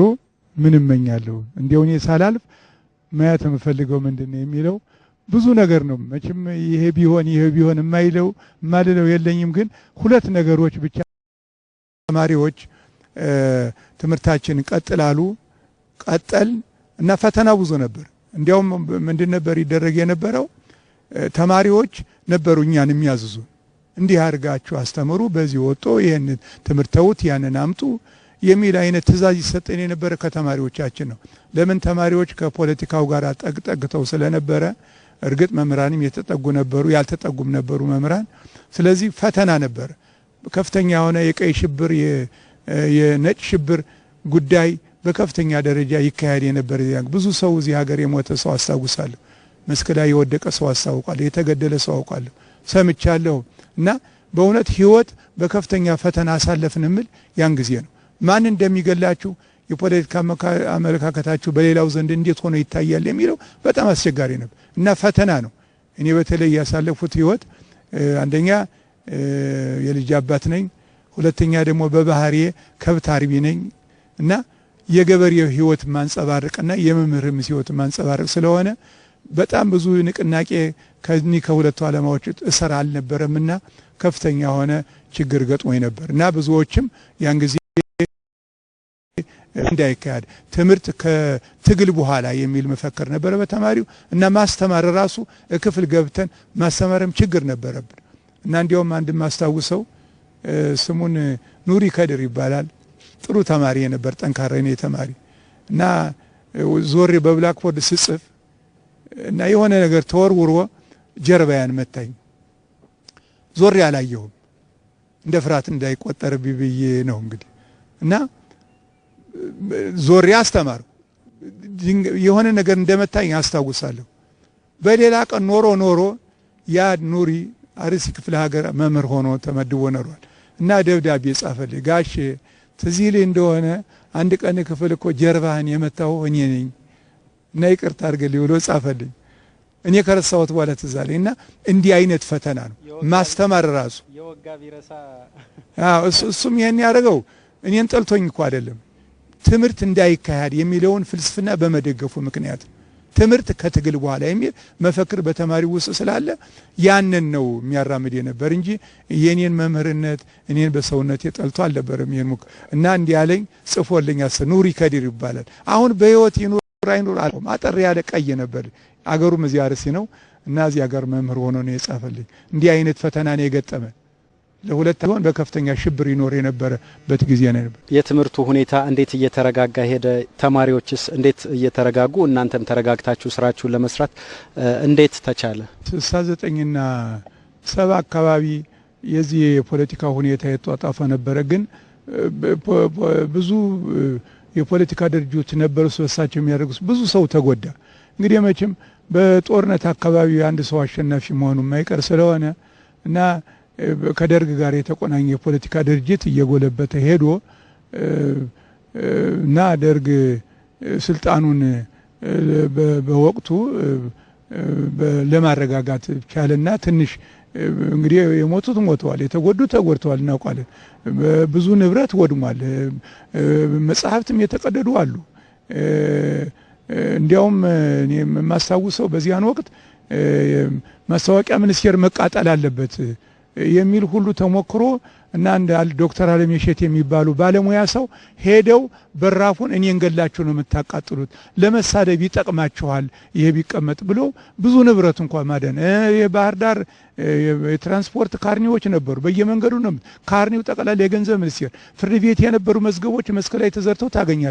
እንዲህ ያለ ጉዳት ነው የደረሰብን እና ብዙ ከዛ በኋላ ግን ያው የደርግ ትንሽ ጉልበት መጠንከር ተፈጠረና 70ና 71 72 ትንሽ ሁኔታው እየተረጋጋ ሄደ። ፍቅር ይኑር አይኑር የሚለው ሌላ ጉዳይ ነው። ግን ቢያንስ ግን እነዚህ ግድያዎችና መገዳደሎች ረግ እያሉ ሆደው እና ትምህርትም እንዲያውም አካዳሚክ ፔዳጎጂ የሚለው ቀርቶ ባህር ዳር መብራን ኮሌጅ የሚል ስያሜ አግኝቶ 71 72 ቀጠል። እኔ በ72 ዓመተ ምህረት የዚህን ትምህርቴን አቋርጬ ድህረ ምረቃ ለመማር አዲስ አበባ ዩኒቨርሲቲ ሄዱ እና በዚህ ሁኔታ ነው። የትምህርት እድሉ እንዴት ተገኘ? ለማስተርስ ፕሮግራም የሚገቡ ተማሪዎች የመግቢያ ፈተና ይሰጣል በማንኛውም እና እኛም በስነ ልሳን ወይም ሊንጉስቲክስ የተባለ ትምህርት ለማጥናት እና ወደ 15 ሆነን ተፈተን ከ15ቱ 5 ነው የተመረጥን እና እንዳጋጣሚ ሁለታችን ብቻ ነው እዚህ ያለን፣ ሌሎች ወደ ሌላ ሀገር ሄደው የሞተም አለ እና በውድድር ነው የመግቢያ ፈተና አልፈን ነው ማስተርስ ፕሮግራም መግባት ይቻል ነበርና ይህ በማንኛውም የትምህርት ክፍል የሚካሄድ ስለነበረ እኔም በቋንቋ የስነ ልሳን ለመማር በማስተርስ ዲግሪ የመግቢያ ፈተናውን አልፌ ነው የገባው። የአዲስ አበባ የሁለተኛ ዲግሪ ጥናት ቆይታው ምን ነበረ? ውጤታማ ነበር ወይ? ምንድነው 1 አመት ተኩል የቀለም ትምህርት ይሰጣል። ግማሽ አመት የምርምር ጊዜ ነው እና 1 አመት ተኩል የትምህርት ፕሮግራሙን ተጨረሱ በኋላ ግማሹን አመት 1973 እና 74 እንዲያውም ትንሽ ቆየኝ። ምክንያቱም እኔ ያጠናሁት ጥናት የአዊንጊን ታውቃላችሁ፣ የአገው ብሔረሰብ የሚናገረው ቋንቋ ነው እና የሱን ሰዋሰው ነው ያጠናው እና ብዙ ጊዜ ነው የፈጀብኝ። ቋንቋውን ስለማልናገር የሚናገሩትን እየጠየቁ ሰዋሰውን ለማጥናት ብዙ ጊዜ ስለፈጀ እስከ 1965 ዓመተ ምህረት መጨረሻ ድረስ ቆይቼ በ4 አመት ነው ጥናቱን የጨረሱ እና ጥሩ ጥናት ይካሄድ ነበር። እያንዳንዱ ተማሪ የሚያጠናው አዲስ ነገር ነው። እኛ የቋንቋ ሰዎች በቋንቋ እናጠናለን፣ በሌላ መስክ ያሉት ደግሞ ሌላውን እያጠኑ ጥሩ ወረቀቶች እየተጻፉ ለዩኒቨርሲቲ ይበረከቱ ነበር እና እኔም ያዊንጊን ወይም የጎጃም አገዎች የሚናገሩትን ቋንቋ ሰዋሰውን አጥንቻ በርክቻለሁ እና ሰዋሰውና ሆሄያቱን ምን እንደሚመስሉ እዚያው ስለጠቆምኩ ምናልባት ይሄ ቋንቋ በትምህርት ቤት የሚሰጥ ዛሬ ያንን ይጠቀሙበታል የሚል እምነት ነው ያለ። ያላየሁትም ለነገሩ ምን ድምጾቹ በጣም የተለዩ ድምጾች ከአማርኛ የተለዩ አሉ በቋንቋ ውስጥ። እነዚያ ሁሉ እኔ ቢሆን ድምጾችን ማውጣት ይችላልሁ። አሁ የሚል ድምጽ ማውጣት እኔ እችላለሁ፣ ተምሬያለሁ። አህ የሚል ድምጽ እችላለሁ። ያው እንግዲህ እና ብዙ ለየት ያሉ ድምጾች አሉ። ለነዚህ ምልክቶችን ሁሉ አስበጅቻለሁ፣ ሰዎቹ ይጠቀሙበታል እና ይሄ ቋንቋ በመዳከም ላይ የነበረ ስለሆነ ቢያንስ ሰዋሰው ባህሪ እንዲቆይ አድርጌ ካጠኑትና ሌሎችም አጥንተዋል። የኔም በዚህ በኩል አስተዋጽኦ አድርጌያለሁ። ሁለተኛ ዲግሪውን ይዘው ከተመለሱ በኋላ እንደው በባህር ዳር ዩኒቨርሲቲ አበረከትኩት የሚሉት ጉልህ ተግባራት ምንድናቸው? ቀጣይስ መሰራት መቻል አለባቸው ብለው አሁን ላሉ ምሁራን የቤት ስራስ የሚሰጡት ጉዳይ አለ ወይ? እንግዲህ አንድ በእኔ ህይወት በጣም ከበድ ያለ ህይወት ነው ያሳለፉ። እንግዲህ ሰው በእኔ እድሜ አሁን ተቀምጬ ቤት ብዙ ምርምር ማድረግ ብዙ ታሪኮችን መጻፍ ነበረብኝ እና ይሄን ሳላደርግ ነው ያለፈው። ምክንያት አለኝ ለዚህ። ምክንያቱም ሰው እንዲያ ለማድረግ አንድ የተረጋጋ ቤተሰብ ሊኖር ይገባል። ሁለተኛ ደግሞ ገንዘብ ሊኖር ይገባል። እንደምታዩት አስተማሪ እናንተም አስተማሪ ነው፣ በሙያው ብዙ የሚጠቀም ሰው አይደለም፣ ድሃ ነው። ስለዚህ እኒ ተቀምጦ ለመስራትና ታሪክን ለመመዝገብ ምርምር ሰርቶ ለማበርከት ያ ገንዘብ አቅም ስላልነበረኝ እና ቆረቆራለሁ። እንዲው ኖሬ ስሞት ምን አበርክቼ ነው ሞት የሚል ያሳስበኛል። ግን አሁን ወደ መጨረሻ ህይወቴ በተለይ በአማርኛ ቋንቋ ላይ ከፍተኛ መቆርቆር ጀምሬያለሁ። አያያዙን ባለቤቱ ማን ነው የሚለው ሲጻፍም ሲነበብም ጋዜጦችን መጻፍትም አያለሁ። ስለዚህ የአዲስ አበባ ዩኒቨርሲቲ ዶክተር ሂሩት የምትመራው የማበልጸጊያ ማዕከል የአማርኛ ማበልጸጊያ ማዕከል የሚባል በዩኒቨርሲቲ ተቋቋማለ እና እሷ ትንሽ ገፋፋችኝና የኔ ተማሪ ነበረች ዶክተር ሂሩት፣ ጠንካራ ሰው ናት። ገፋፋችኝና አሁን በመጨረሻ በህይወቴ ውስጥ ከፍተኛ ልሰጠው የሚችለውን ስራ ሰርቼ የሰጠው ይመስለኛል። አማርኛ እንዴት እንደሚጻፍ ስርዓተ አጻጻፉ ምን ይመስላል፣ እንዲህ ነው መጻፍ፣ ሀገር ሲጻፍ እንዲህ ነው፣ ህብረት ሲጻፍ እንዲህ ነው የሚለውን ይህን የተለመደውን በሽታ የሚገላግል መድኃኒት በትንሽ መጽሐፍ አዘጋጅቼ አበርክቻለሁ። ይችትበተና እናንተ የሚደርሳችሁ። ስለዚህ ምንድነው እያንዳንዱ ሰው ተጨንቆ ነው የሚጽፍ፣ ቋንቋውን ተጠቦ ተጨንቆ ነው የሚጽፍ። እንግሊዘኛ ሲጻፍ ሴንተር ሲል ሲ አለ፣ ኪያት ሲልም ሲ አለ። አያቸው አንዱን ሲ አንዱን ከብሎ የሚያነበት ምክንያት በቋንቋው ያጻጻፍ ስርዓትና ህግ መሰረት ነው። በአማርኛ ይሄለም አይኖርም የሚል ክርክር አለ፣ አነሳለሁ ሁሉ ጊዜ። ለምንድን ነው የማንቆረቆር የማያመን? የእንግሊዝ ባቡር ነጂ ሲያመው በእንግሊዘኛ የኛ ሀገር ፕሮፌሰሩ ለምን አያመው? እኔስ ለምን አያመኝም ብዬ እጭን ተነስቼ ምክንያት አድርጌ አንዲት በኪስ የምትያዝ መጽሐፍ ዩኒቨርሲቲ አበርክቻለሁ። ስለዚህ ይች መጽሐፍ ትጠቅማለች። በተለይ እናንተ በእጃችሁ ይዛችሁ ምሰሩባት ነው የሚሆን። ከዚያ በኋላ አማርኛ ስርዓት ይኖረዋል። የስርዓት ውጭ የጻፈ ሰው ልክ አይደለም ይባል ይተቻል። እርሶ የሚያዳምጡ ቴሌቪዥን ላይም ሬዲዮ ላይም መጽሔቶችና ጋዜጦችም ላይም ሲያዩ በንግግር ጊዜ እንዲሁም ደግሞ በንባብም ጊዜ የሚያስተውሏቸው በአማርኛ ቋንቋ ላይ የሚፈጠሩ ስህተቶች አሉ። እነዚህ ስህተቶች እንዴት ነው መታረም መቻል ያለባቸው? እርሶ ያዩዋቸው ጉልህ ስህተቶችን እንዴት ነው ቀጣይ ማረም የሚቻለው? በእኛ ሀገር ብዙ ነገር ቡና እንደወረደ የሚል አስተሳሰብ አለ። ታውቃላችሁ ቡና እንደወረደ እንደውም ጤፍ አሁን ሲፈጭ የትኛው ጤፍ መጀመሪያ ወፍጮ እንደሚገባ እንደፈለገ ነው እና ሁሉ ሰው መጠንቀቅ አለበት፣ ሊያመው ይገባል። ስህተት ሲሰራ መቆርቆር መማር አለበት። ይሄ እኮ ስህተት ነው ያስተቸኛል። ላሚቱ ወለደ ብሎ ቢናገር አሁን የሚስቅበት የለም። ግን ያ ተናጋሪ ግን ማሰብ አለበት። እንዴ ላሚቱ ወለደ ለምን ነው እምል ልናገር ይሄን አይገባኝም እኮ መቆርቆር አለብኝ። አንድን ስራ ስትሰሩ ትክክል ነው። ወጥ የምትሰራ ሴት ስታነድ እሳቱን ያራል ብላ ማሰብ አለባት። ለምን ወጡ አይጥም? እናንተም ስትናገሩ ይጥማል አይጥምም የሚለውን ከራሳችሁ ነው የምትጀምሩ የምትገመው። እና በአማርኛ አሁን በቲቪም ሰማለው ጋዜጣም አነባለሁ። በዩኒቨርሲቲ እንዲያውም በዚህ በቅርቡ የሚጻፉትን ደብዳቤዎችም አያለሁ። አንዳንድ ጊዜ አልፈርድም። ለምንድን ነው ማልፈርድ? ማን ነግሯቸው ነው ማን አስተምሯቸው እንዲያ ብለው ይጻፉ? እስከዛሬ ባለቤት ኖሮ የአማርኛ አጻጻፍ ስርዓቱ ይህን ይመስላል የሚል ከየት ያምጡት እነዚህ ሰዎች? ህብረት የሚለው በየትኛው መጻፉን ማን ይንገራቸው? ስለዚህ አንድም የዚህ ባለቤት አልነበረ። ስለዚህ እኔ ያዘጋጀዋት ይችን ነገር ምላሽ ሰጣለች የሚል ከዚያ በኋላ ሰው በኪሱ ዞ ሲጽፍ ስራ የሚለውን በሳቱ ጽፎት ከተገኘ ያቺ ተሳሳት ብሎ ይላል። እና አንፈርድም፣ በስተቱ አንፈርድም እኮ ማሳየት ነበረብን። እንደ ቀደምት ሰዎችኛ ይሄን መስራትና አልሰራንም። እንደምታውቁት አንዳንድ ጊዜ የቤተሰብ ኃላፊነቱም ችግር ነው፣ ብዙ ውጣ ውረድ ስላለብን። ሌላ ደግሞ ትምህርት ቤትም ብዙውን ጊዜ ነፃነቱን ታያላችሁ። መቼም ብዙ ጣልቃ ገባለበት፣ ኮሌጆች፣ ትምህርት ቤቶች ጣልቃ ገባለባቸው። ስለዚህ ንጹህ አእምሮ ዞ መስራትም አስቸጋሪ ስለሆነ ስለዚህ አሁን እንዲህ አይነቱ አስተሳሰብ እንዲጎለብት የምትከሱት ሰውን ከነገራችሁት በኋላ ነው። 1 እና 2 ሲደመር 3 ነው ብላችሁ ካስተማራችሁት ተማሪው 4 ጽፎ ከተገኘ ስህተት ነው ለምን አላልሁም ትሉታላችሁ። ይህን መልስ ይሰጣል ብዬ ነው እኔም ይችን መጽሐፍ ያዘጋጀዋት እና እስካሁን ገበያ ላይ ያልደረሰችም ትሸጥም አላውቅም። ለነገሩ ግን እናንተ በተለይ ቋንቋ ሰዎች እሷን በእጃችሁ ትይዙና ሰው ታስተምሩባታላችሁ የሚል እምነት ነው ያለኝ።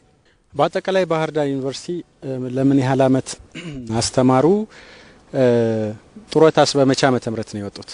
እንግዲህ ከ1965 ዓመተ ምህረት ጀምሮ እስከ 1988 ዓመተ ምህረት ድረስ 5 ዓመት አዲስ አበባ ዩኒቨርሲቲ ላቋርጥ እንጂ ባህር ዳር ነው መምህራን ኮሌጅ የጨረሱት ወይም ደግሞ ባህር ዳር ዩኒቨርሲቲ ነው።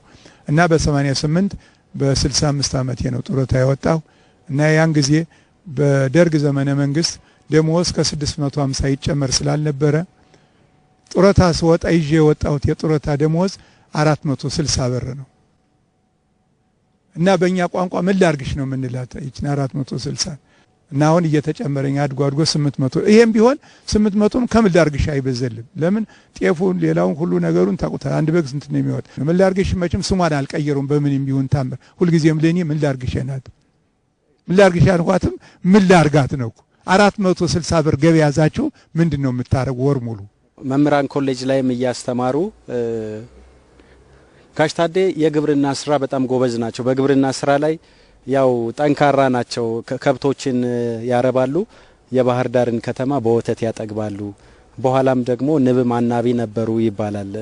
እንዴት ነው ይሄን ነገር? በጠቅላላ እንስሳ ወዳሉ ለምን እንደሆነ የማላውቀው ነገር ይሄ ነው።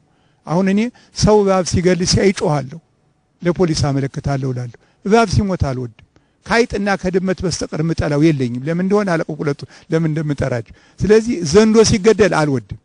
ለምን? እነዚህ ሁሉ ንብረት ናቸው። የእያንዳንዳቸው ችሎታ አላቸው ለሰው የሚሰጡት አስተዋጽኦ እና እኔ ከብቶችን መወዳቸው ከፍተኛ ፍቅር የሚሰጡ እንስሳ ናቸው ከብቶች።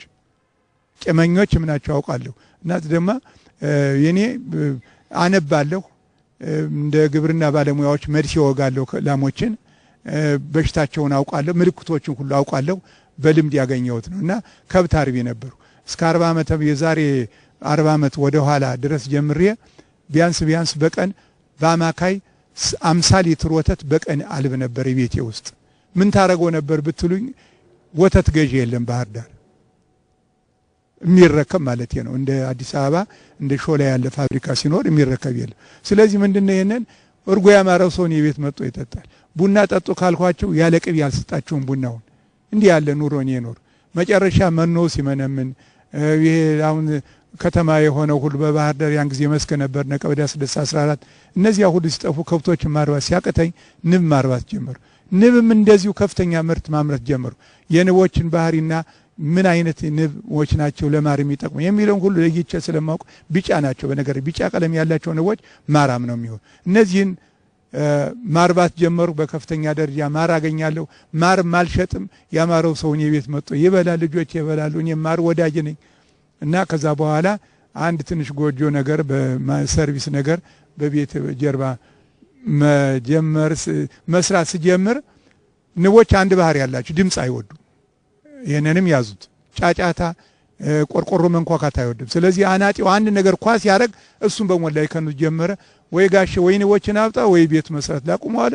ንቦችን ሸጨ። ባዶ የሆነ ያለው ጡረታ በ1988 ዓመተ ምህረት ከወጡ በኋላ ምንድነው እየሰሩ የሚገኙት? ከዛ በኋላ አሁን እንግዲህ ከዚያ በኋላ ጡረታ እንዳጋጣሚ ከወጣው ጀምሮ ብሉ ናይል ኮሌጅ የግል ትምህርት ቤት እዚያ ዲን ነኝ እና እዚያ እየሰራሁ ነው ያለው እስካሁን ድረስ 13 ዓመት መሰለኝ። ለ13 ዓመት ያህል እዚያ እየሰራሁ ነው ያለው እና ዲን ነኝ። መጀመሪያ ልጅ እንግሊዘኛ ቋንቋ ይሰጥ ስለነበረ በኮሌጆች በቴክኒክና የሙያ ኮሌጆች እንግሊዘኛ ማስተማር ጀምር የነበረ እንግሊዘኛ ማስተማር ደግሞ በኔ እድሜና በኔ ደረጃ አሁን ካለው ጋር ትንሽ ምጣጣም ስላልሆነ እሱንም ተውኩት ለነገሩ እና እንደ አጋጣሚ እንግሊዘኛም በቴክኒክና ሙያ ኮሌጆች ውስጥ ዛሬ አይሰጥም። ስለዚህ አሁን በዲንነት ብቻ ነው ማገለገል። የግላ ትርጉም ስራም ራስን ማስተዋወቅና ሌላ ትርጉም ያመጣል እንጂ ተርጓሚ ነኝ እና ምጽፈው እንግሊዘኛ የሚተች አይደለም። አማርኛም በደንብ እንደነገርኳችሁ ተጠንቅቄ ነው የአማርኛ ትርጉም ሰራ። በአማርኛን የሚገባውን ያጻጻፍ ስራ ጭምር እየጨመርኩ ነው የምሰራና በዚህ ሙያም ገንዘብ ማገኛለሁ። አገሬንም እጠቅማለሁ ይመስለኛል። ተመልካቾቻችን እየተከታተላችሁ የምትገኙት ከአማራ ቴሌቪዥን ወደ እናንተ እየተላለፈ የሚገኘውን የከአበው አንደበት ፕሮግራማችን ነው። የዛሬው የከአበው አንደበት ፕሮግራማችን የ76 ዓመት የእድሜ ባለጠጋ የሆኑትን አቶ ታደሰ መንግስቱን እንግዳ አድርጓል። ከእርሳቸውም በተጨማሪ የባህር ዳር ዩኒቨርሲቲ የቋንቋዎችና የስነ ጽሁፍ አማርኛ ትምህርት ክፍል ተማሪዎች ከኛ ጋር ናቸው ልምድ እየተካፈሉ ፕሮግራማችን በመከታተል አሁንም አብራችሁን ሁኑ።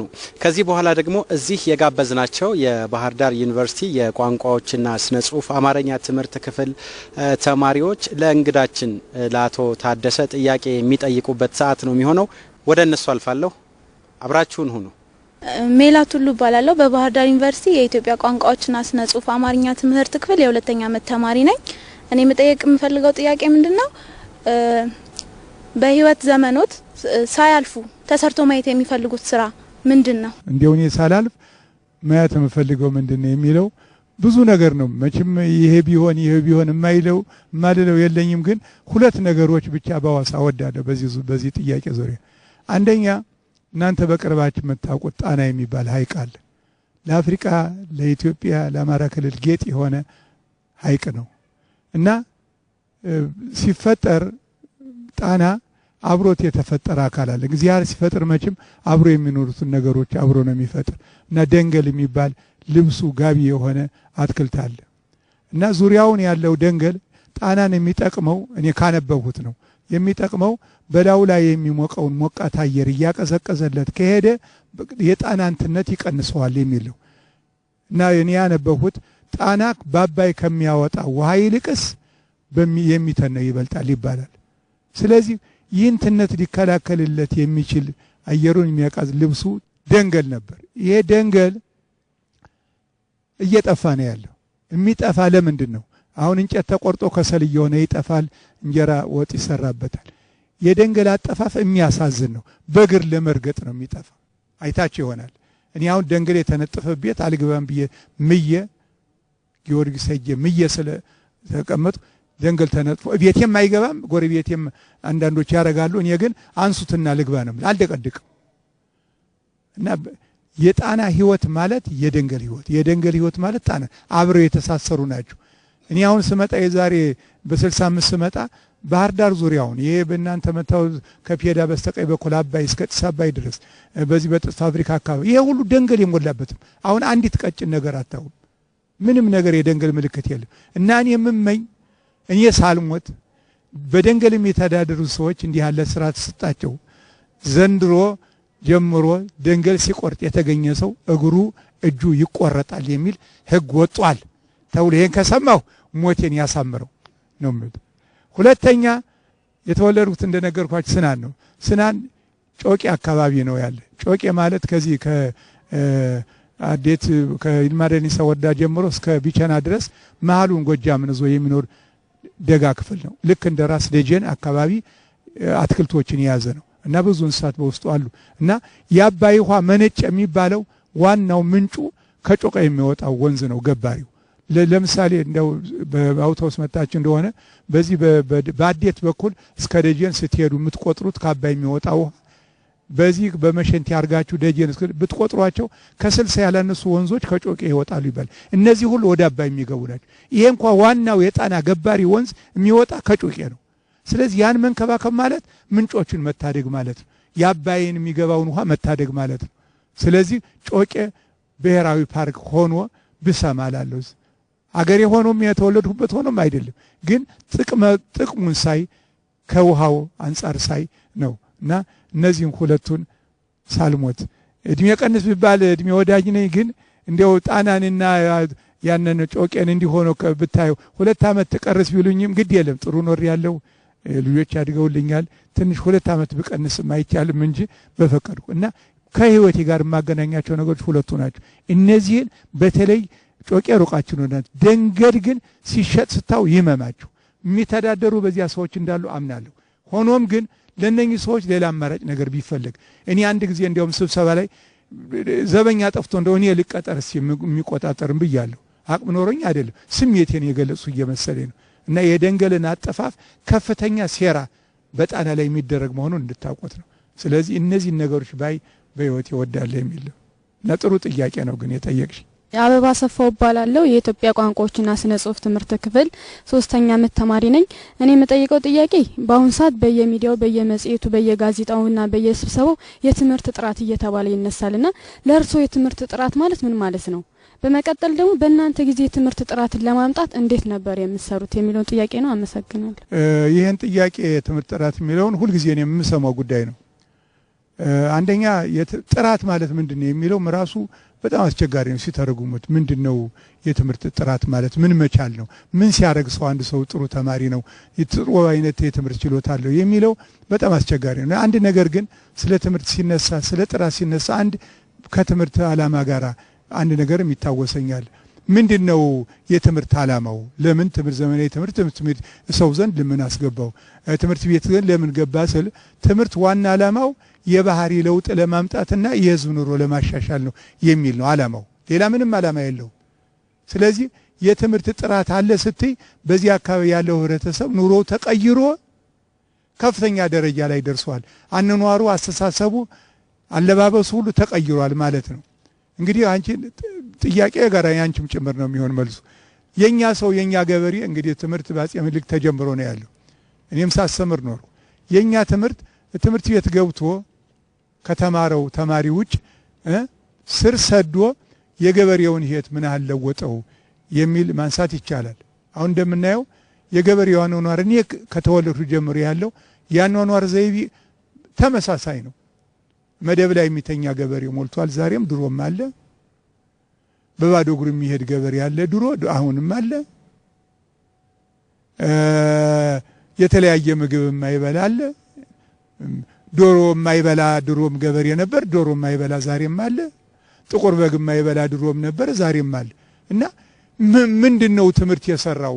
የጠራው ሴት ቦታ ነው የደፈረሰ ሴት ቦታ ነው የሚለው ሁልጊዜ በሌላው ሀገር እንዲህ አይነት ሁኔታ ይገጥማቸዋል የሚል እምነት የለኝም። ግን ስለ ኢትዮጵያ ህዝብ አስተሳሰብ ብዙ ሰዎች ሲናገሩ ሰማለሁ። የኛ ሰው የኛ ገበሬ የምታውቁ ዘመዳችሁ፣ አጎታችሁ፣ አክስታችሁ እንዲህ እንደፈለጋችሁት የምታደርጉት ገበሬ አይደለም።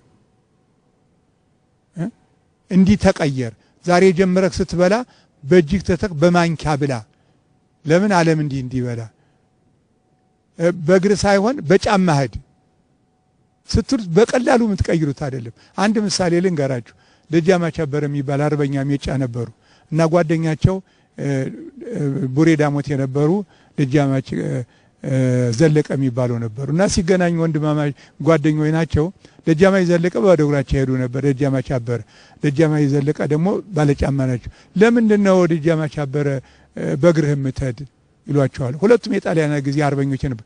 እንዴ ክፉ ቀን የመጣ እንደሆን ብዬ ነው እኮ በባዶ እግሬ መሆን ይሏቸዋል። እንዴ ክፉ ቀን ይመጣል ስትል እኮ ደህናው አመለጠህ አሏቸው ይባላል።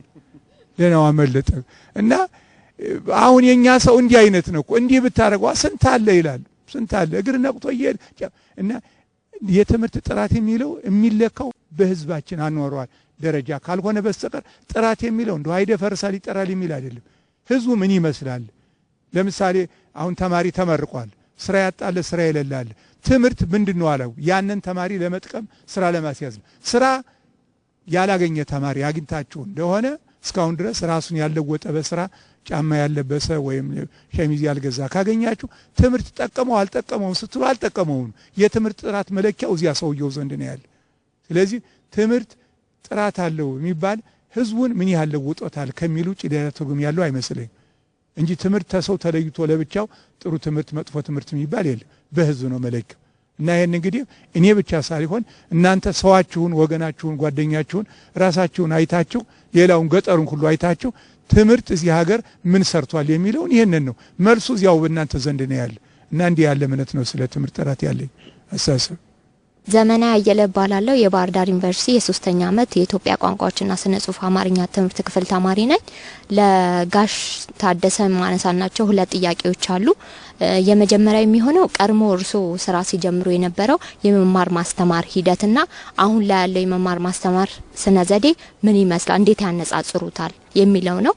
ሁለተኛው ደግሞ እርሶ ለበርካታ ጊዜያት በመምህርነት ሙያ ቆይተዋልና የመምህርነት ሙያ ይበልጥ እንዲወዱት ያደረገው የማህበረሰቡ ለርሶ የሚሰጡት ትልቅ አስተዋጽኦ ያበረታቱት በተለያዩ አካባቢዎችም ሆነ ይሄዱ እንደሰሩና አጫውተውናልና ይህን በማስመልከት አሁን ላይ ያለው ደግሞ ለመምህርነት የሚሰጠው ግምት በጣም እየወረደ ነው የመጣውና ይሄ ከምን የመነጨ ይመስሉታል የሚለው ነው። አመሰግናለሁ። እኔ አስተማሪ በነበርኩበት ጊዜ አንደኛ ደረጃ መምህር ሆኛለሁ፣ የኮሌጅም ሆኛለሁ እና ሁሉ ጊዜ ተማሪዎችን እናስተምርና የቤት ስራ ሰጠን እናርማለን። እንዲያውም የቤት ስራውን የምናርመው ቤታችን ነው እንጂ ክፍል አናርም ነበር።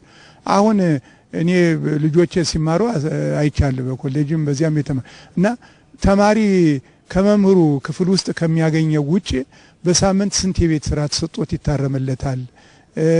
ስንት ጊዜ ነው በአንድ ትምህርት ፈተና የሚወስድ እና የሚታረምለት? የቤት ስራ ሲሰራሉ መምህሮች የተማሪን ደብተር ወይም ማስታወሻ ወስደው ክፍላቸው ቢሮአቸው ያርማሉ የሚለውን ስለው አንደኛ ከተማሪው ብዛት የሚሆን ወይም ከሙያው መቀነስ ሲሆን በጣም አስቸጋሪ ነው እና የተማሪ ክትትል በመምህር በኩል የሚደረገው በጣም አናሳ ነው። ሩቅ ነው፣ ተማሪውና መምህሩ ሩቅ ነው። ያችን ቾክ ዞ ይገባል መምህሩ የሚለውን ብሎ ከዚያ በኋላ ተማሪው በሚቀጥለው ፒሪየድ ይገናኛሉ እንጂ በቢሮ ተቀጥረው ይሄ ያልገባኝ ይሄ ገብቷል የሚለውን።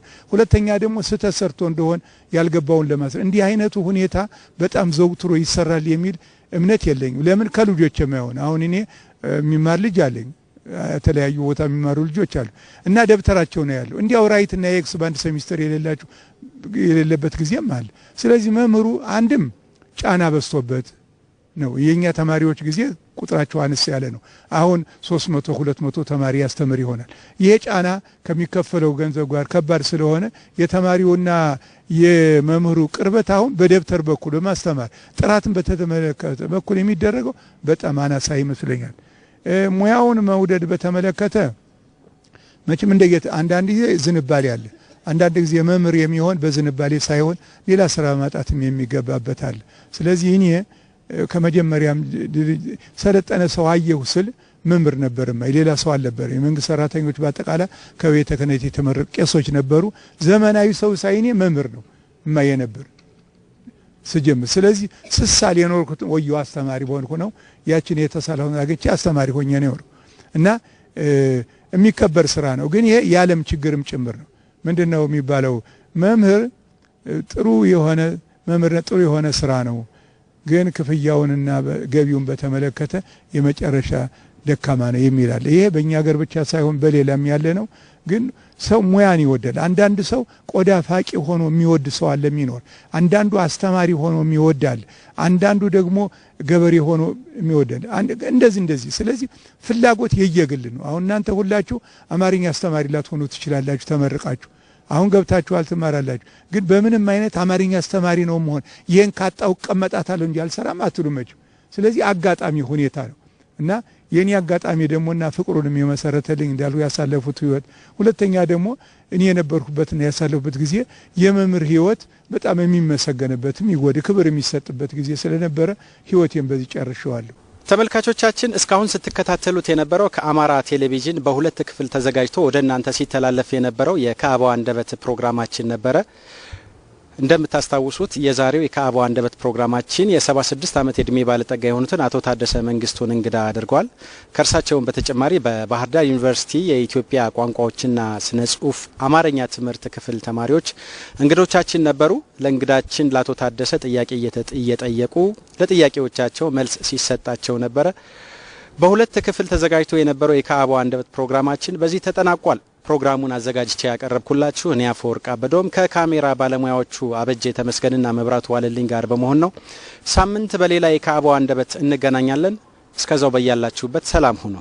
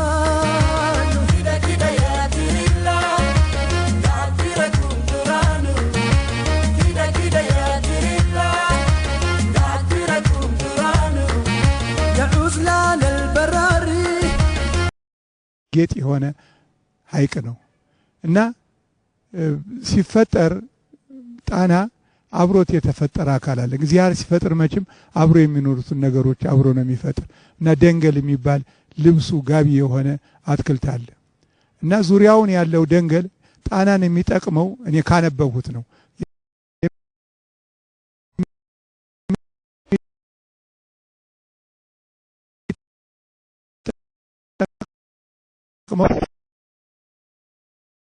አባይ ከሚተነው ይበልጣል ይባላል።